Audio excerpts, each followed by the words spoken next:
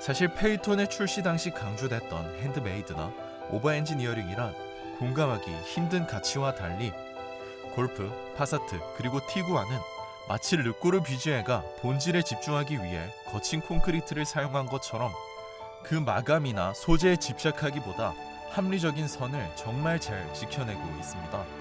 일본 자동차처럼 마감에 집착해 큰 그림의 약한 모습을 보여주지도 않고 한두 세대 전 한국차처럼 화려한 아웃라인을 그려놓고도 그것을 채울 자원과 아이디어가 부족해 아쉬운 모습을 보여주지도 않으며 미국 차의 실내처럼 무책임한 마감을 보여주지도 않는데요.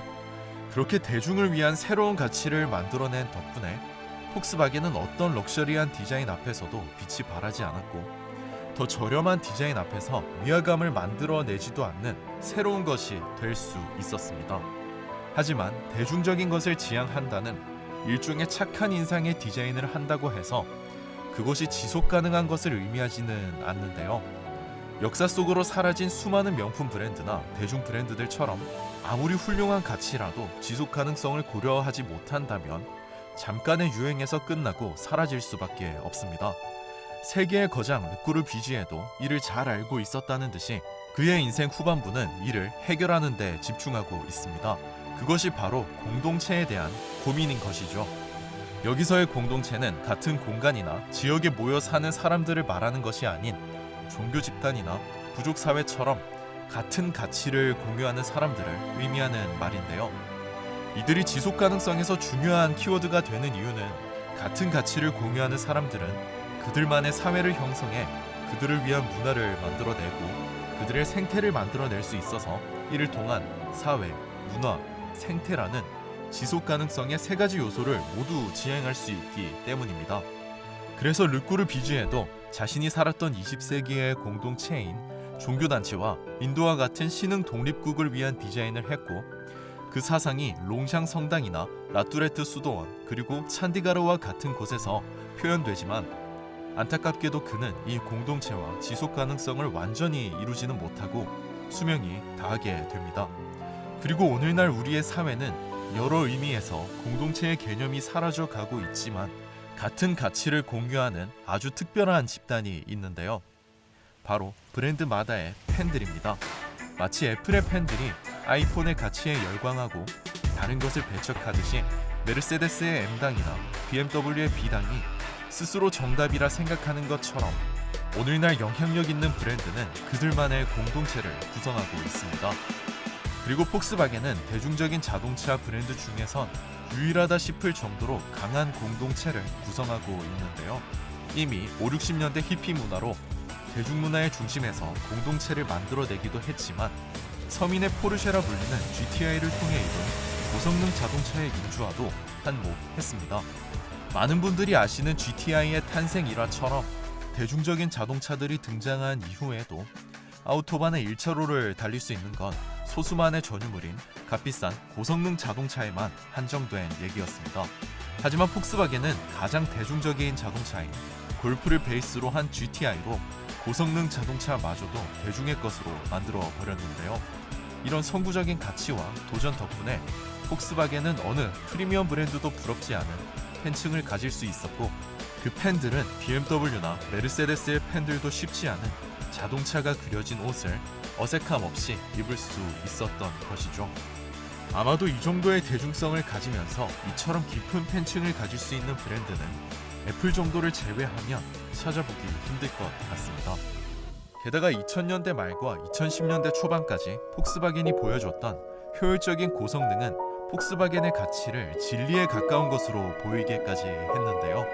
바로 그들의 상징과도 같았던 TDI 엔진과 DSG 미션의 조합이었습니다. 사실 TDI 엔진은 타사 엔진 대비 패키징에서 좀 더 유리하다는 점과 디젤치고는 우수했던 회전 질감을 제외하면 출력이나 효율 면에서 크게 특별한 엔진은 아니었지만 이것이 동력 손실을 극도로 줄인 DSG 미션을 만나면서 스펙으론 도저히 상상할 수 없는 성능을 보여줬는데요. 덕분에 140마력밖에 되지 않는 엔진으로 더 높은 출력의 차를 앞설 수 있었고 공인연비는 그저 참고사항일 정도로 우수한 효율을 만들어냈을 뿐 아니라 DSG 특유의 직결감은 운전의 감성적 요소마저도 채워줄 수 있었습니다.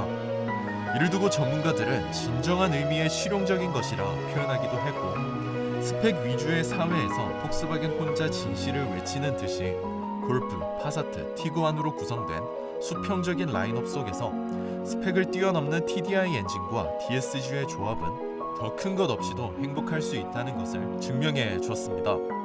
게다가 폭스바겐은 이를 단순히 실용적인 선에 내버려 두는 것이 아닌 그룹 전체를 통틀어 가장 강력한 자동차인 르망 24시의 LMP1 머신에 사용해 가장 대중적인 자동차가 가장 강력한 자동차와 엔진을 공유하는 상징으로 만들어내기도 했는데요. 그렇게 완성된 이미지는 폭스바겐을 세계 최대 자동차 회사로 만들었고 독일 기술의 진보를 보여주는 아이콘과 같았습니다. 그리고 바로 이 폭스바겐의 지향점과 디자인은 젊은 조경가이자 건축가였던 제게 진리와 같은 것으로 보였고 언젠가는 저의 디자인 속에서 구현해내고 싶은 가치였습니다.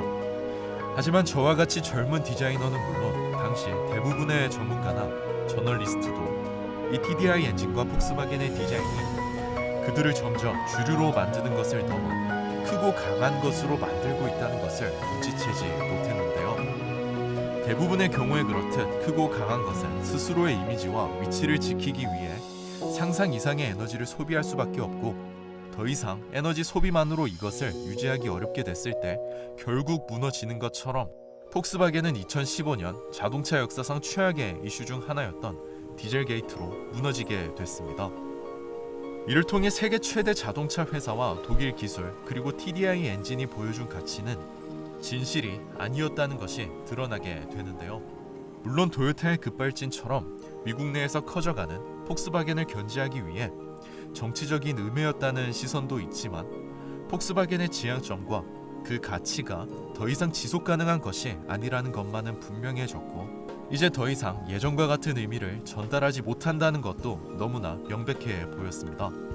마치 영원할 것 같았던 귀족 문화가 전쟁으로 인해 무너졌고 그 귀족 문화를 부정했던 르꼬르비지에의 디자인이 그를 신과 같은 존재로 만들어버린 후 전 세계가 그것을 따랐을 때의 결과가 아름답지만은 못한 것처럼 가장 작은 곳에서 자동차의 민주화를 이뤄냈고 그 덕분에 세계 최대 자동차 회사라는 크고 강한 것이 되어버린 폭스바겐도 그것을 지키기 위해 속임수를 쓸 수밖에 없었던 잘못된 결과를 맞이하게 됐습니다. 이렇듯 저는 크고 강한 가치는 계기가 필요할 뿐 언젠가 무너질 수밖에 없는 것이라 생각하는데요. 그리고 일반적으로 이렇게 무너진 브랜드나 가치는 역사 속으로 사라지는 경우가 많지만 다행히도 폭스바겐은 디젤 게이트를 통해 변하는 모습을 보여주고 있습니다. 다시 한번 새로운 시대에 맞춰 다음 세대의 민주적인 디자인을 찾아가고 있는데요. 이런 시도는 최근 폭스바겐의 헤드라이트 디자인을 통해 작게나마 짐작해볼 수 있습니다. 조금이라도 자신을 더 드러내고 싶어하는 지금과 같은 시기엔 대부분의 자동차 회사들이 헤드램프의 존재감을 키움으로써 더 강한 인상을 만들어내곤 하지만 폭스바겐은 과감하게 그 헤드램프를 앞모습 속에서 지워버렸습니다. 덕분에 다른 회사와 차별화를 만들어내는 것도 가능했지만 그 인상이 자극적으로 눈에 띄거나 럭셔리나 위화감을 만들어내지 않아 더 가치 있어 보이는데요. 스포티한 4도어 쿠페인 아테온에서도 비싼 가격에 비해 보는 사람을 크게 주눅들게 하진 않지만 현재 폭스바겐의 플래그십을 담당하는 투아렉에선 헤드램프가 사라진 앞모습과 장식이 절제된 실내를 통해 비슷한 가격대나 크기에 어떤 SUV도 보여주지 못한 위화감 없는 인상을 만들어주고 있습니다.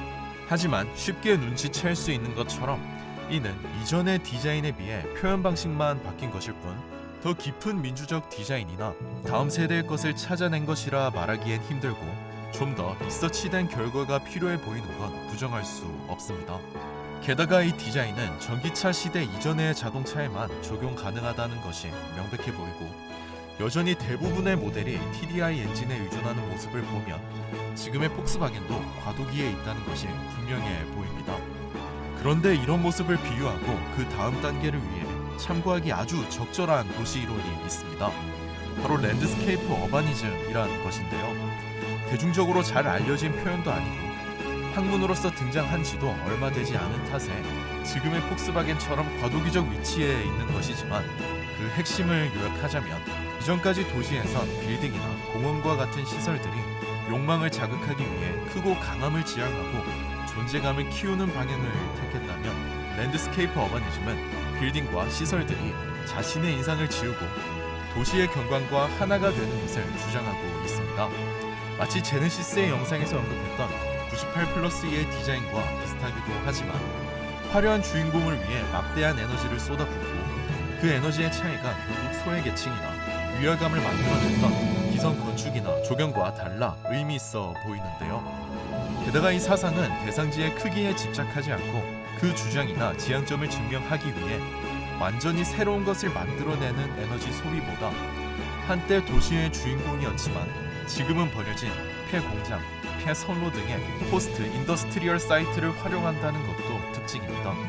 이처럼 새로운 시대의 디자인들은 아직 과도기적 모습에 머물러 있어 그 정답을 알 수는 없지만, 폭스바겐의 새로운 앞모습과 랜드스케이프 어바니즘을 통해 알 수 있듯이 공통적으로 크고 강한 것으로 주인공이 되어 누군가의 욕망을 자극하기보다 자신을 지우고 주변과 조화된 모습을 지향한다는 것만은 분명해 보입니다.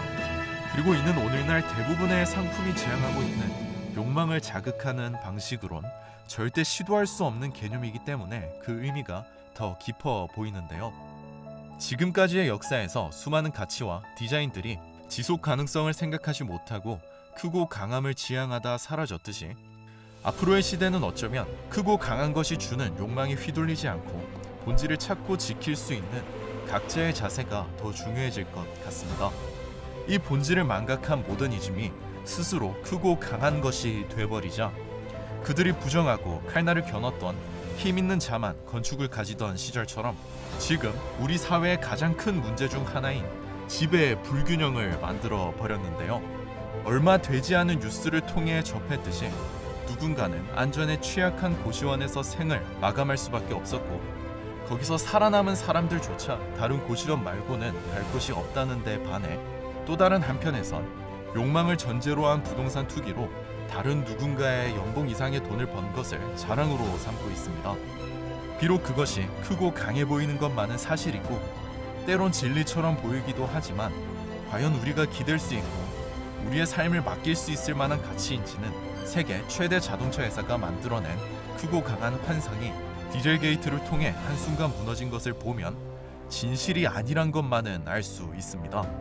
우리의 삶을 지켜주기 위해 도시에 필요한 것은 크고 강한 진리를 가진 자동차나 아파트 혹은 공원도 아닌, 약하고 작더라도 본질을 지켜낸 진실된 것이란 걸 생각해보며, 여기까지 디자인 읽어주는 남지였습니다.